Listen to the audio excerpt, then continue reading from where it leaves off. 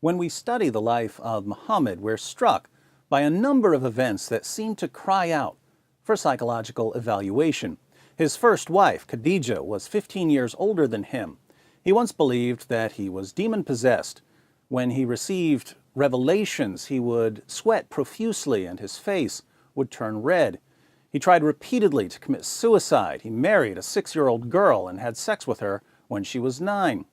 He married the divorced wife of his own adopted son. He claimed that he was a victim of a magic spell that gave him delusional thoughts and false beliefs. He demanded that his followers shave their pubic hair and that they pee while squatting. He would have sex with 9 women and girls in one night. Obviously, Muhammad suffered from a number of psychological problems that impacted his life and teachings, and it would take an army of psychologists to unpack these disorders. However, there is one theory among psychologists that simultaneously accounts for many important features of Muhammad's life and many important features of his theology. Having studied the relevant texts, I'm willing to go so far as to say that the only way to understand Islam is to understand the neuroses and psychoses of Muhammad using a method we'll call historical psychoanalysis. Moreover, since Muhammad's beliefs and practices are now imprinted on the population that confesses him as the model of appropriate thought and behavior, by psychoanalyzing Muhammad, we are, in a sense, psychoanalyzing an entire community all at once. For you Muslims who are just realizing that I'm about to probe the depths of your prophet's mind and the collective mind of the Muslim community, I have to ask, as your therapist, how does that make you feel? And remember, this is for posterity, so be honest.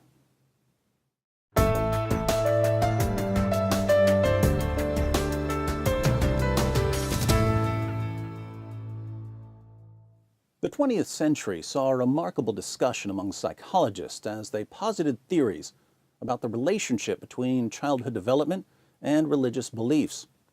But the discussion typically focused on psychological characteristics that inclined individuals towards theism or towards atheism. Here in the 21st century, we're going to move the conversation forward by examining the childhood experiences of important religious figures, seeing how these childhood experiences affected their religious views, and assessing the impact of these religious views on the communities that accepted them. Most significantly, we're going to learn how some of the key features of Islamic theology and some of the glaring problems in the Muslim community are ultimately derived from the abnormal psychological development of Muhammad. But to understand the psychology of religion as it relates to Muhammad and his followers, we need to briefly review the framework established in the 20th century so that we can then use this framework to evaluate Islam. In 1927, Sigmund Freud published The Future of an Illusion, where the illusion in question is religion. Freud, a devout atheist, was a fan of the German philosopher and anthropologist Ludwig Feuerbach, who in the previous century had proposed what's now called the projection theory of belief in God. Freud developed the theory and made it sound more scientific. The projection theory goes something like this. Children fear punishment from their fathers, but they also know that their fathers will protect them from danger.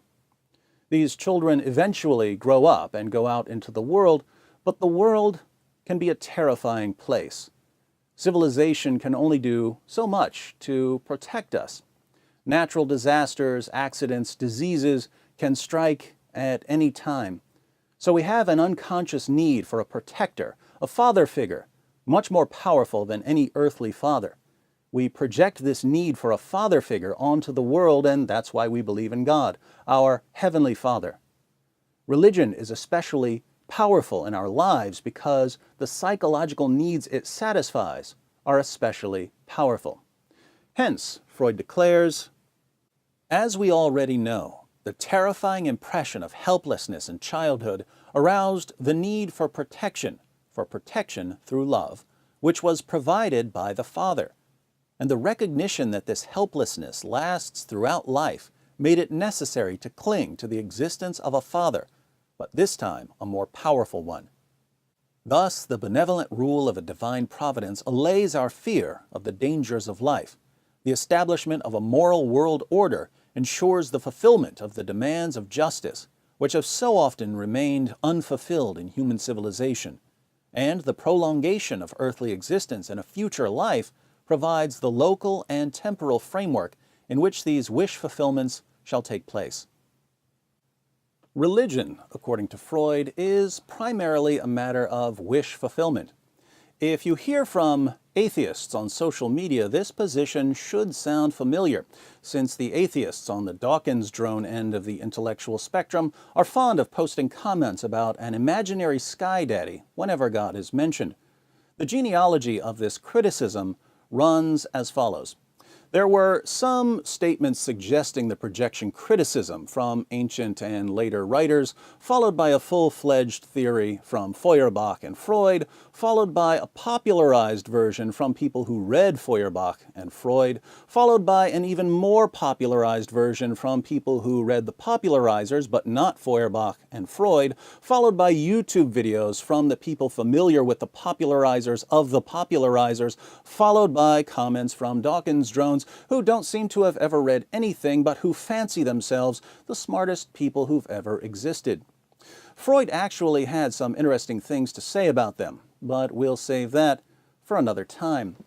In his book, Persons in Relation, the moral philosopher John McMurray raises an obvious difficulty for Freud's thesis.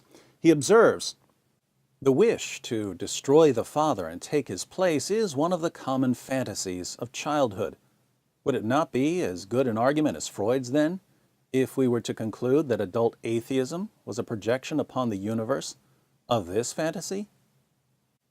In other words, Freud claims that human beings have a subconscious desire for protection from nature, and that this leads us to believe in a divine father figure to protect us from nature.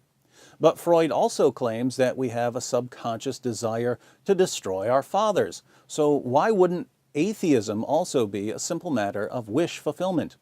If the people in church are only praising God because they have daddy issues, can't we say that the people who spend all their time complaining about God on Twitter also have daddy issues? Until these theories are grounded in observation and experience, it's easy to go back and forth claiming that this or that belief is the result of projection. Fortunately, psychologists eventually began testing theories in the psychology of religion by comparing the lives of theists and atheists to see if any patterns emerge. Paul Vitz, for instance, who is a professor and senior scholar at the Institute for the Psychological Sciences in Arlington, Virginia, and professor emeritus of psychology at New York University, went through the data on some of history's most prominent believers and unbelievers, and he found an interesting pattern. Prominent atheists and skeptics tended to have either poor relationships or no relationship with their fathers or father figures during childhood. Vitz examined the early lives of 13 pioneers of modern unbelief, people like David Hume, Voltaire, Friedrich Nietzsche, Bertrand Russell, even Feuerbach and Freud. And then he turned his attention to more recent atheists, Madeleine Murray O'Hair, who founded American Atheists, Richard Dawkins, Christopher Hitchens, and so on. Summarizing his findings, Vitz writes, "Looking back at our 13 major historical rejectors of a personal God, we find a weak, dead, or abusive father in every case. Two prominent recent examples, O'Hair and Ellis, also provide support for this pattern. With the new atheists, we see Dawkins with an experience of sexual abuse at age 9 from a religious type of father figure during his separation from father and mother at boarding school. With Dennett, a dead father at age 5. And with Hitchens, we note a relatively distant father who was not especially successful, who lost his wife to a mushy-minded ex-priest seen as causing the death of Hitchens' mother. In no case do we find a strong, beloved father with a close relationship with his son or daughter." Theists, by contrast, tended to have far more positive relationships with their fathers. Vitz explored the lives of Blaise Pascal, Thomas Reid, William Wilberforce, G.K. Chesterton, and other eminent theists, and he concluded, In the case of Butler, biographical information is limited, but otherwise the preceding list is one of clearly positive father-son relationships or of good father-substitute and son relationships. There is only one case of serious estrangement, Kierkegaard's, which was resolved in a way that provides direct support for the present hypothesis. Kierkegaard's reconciliation with his father led the great Danish thinker to express an understanding of how the father complex is related to belief in God.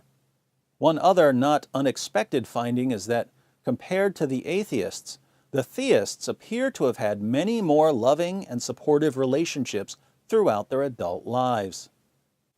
Witz's comment about theists having healthier relationships throughout their adult lives is confirmed by Lee Kirkpatrick, professor of evolutionary psychology.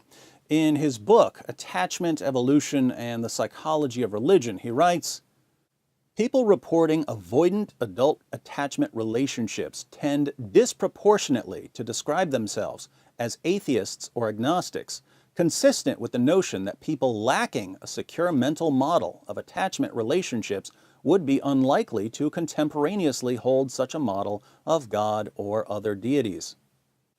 If you've ever wondered why certain atheists are so incredibly hostile, not only towards the God they say they don't believe in, but also towards anyone who disagrees with them about anything, just remember these two words: attachment disorder.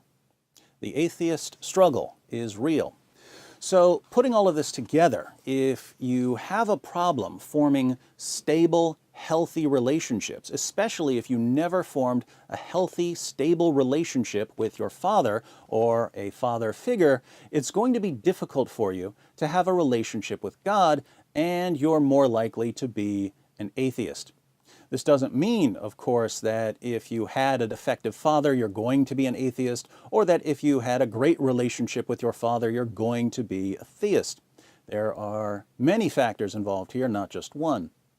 What the research shows, however, is that a child's relationship with his or her father plays a statistically significant role in what that child will one day believe about God. But someone might raise an objection here, and this objection is what will turn our attention to Muhammad. If having a bad father or having no father is likely to incline a person towards atheism, why is the spread of atheism such a relatively recent development?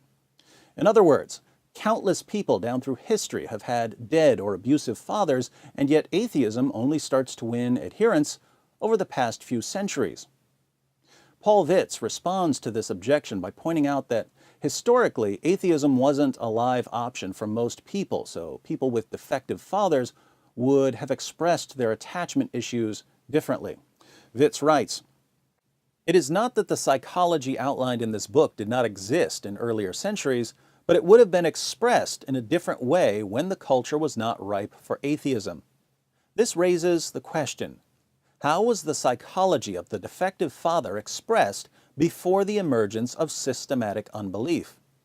Presumably, there were many ways to express such a psychology. For example, hostility to and cynicism about fathers and authority figures, such as the king, God, and high-ranking churchmen. Many forms of satire and parody allow the expression of the same attitudes. Likewise, participation in revolts, rebellions, heresies, and many other social expressions of this underlying mentality have long been available. Hostility to and cynicism about fathers and authority figures, and participation in revolts, rebellions, and heresies.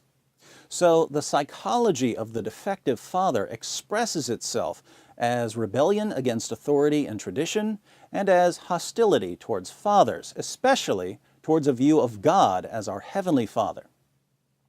Let's talk about Muhammad. Muhammad was born in Mecca around 570 AD. His father, Abdullah, died 6 months before he was born. Shortly after his birth, Muhammad was sent to live with a foster family in the desert. Sometime later, he returned to live with his mother, Amina, who died when he was just 6 years old. His grandfather, Abdul Muttalib, was the next to take him in, but he died 2 years later. Custody of Muhammad then fell to his uncle, Abu Talib. Caring for orphans, however, wasn't exactly a priority in Mecca, as William Montgomery Watt notes in Muhammad, Prophet and Statesman. The lot of an orphan in 6th century Mecca was not a happy one. In the old nomadic way of life, it had been understood that the head of a clan or family had a certain responsibility for the weaker members. But at Mecca, in a mad scramble for more wealth, every man was looking after his own interests and disregarding the responsibilities formerly recognized.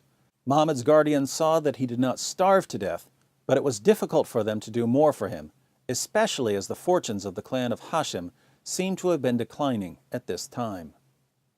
So, beyond giving him enough food to survive, Muhammad's clan wouldn't have shown him much affection and wouldn't have been terribly interested in him, at least until he was able to start working on the caravans. Now, given our knowledge of the psychology of the defective father, what would we expect from a child whose father died before he was born, who was then sent far away to a foster family, who was then taken away from that foster family and reunited with his mother, whose mother then died, who was then sent to his grandfather, whose grandfather then died, and who was finally sent to his uncle, who had more important things to do than worry about an orphan? What would we expect from this child when he grows up according to his psychological profile? One, we would expect him to rebel against authority and tradition. Two, we would expect him to have a problem with father figures, and especially with viewing God as a heavenly father. And three, we would expect him to have some difficulty forming normal relationships with other people. How do these expectations line up with what Muhammad said and did? Share your thoughts in the comments section and see if you can anticipate where we're going with this series. In our next video, The Psychology of Islam, Part 2, Muhammad's Rebellion, we'll discover the psychological origins of Muhammad's hostility towards the culture he was born into and of his eventual calls for the violent subjugation of his own tribe and his own city.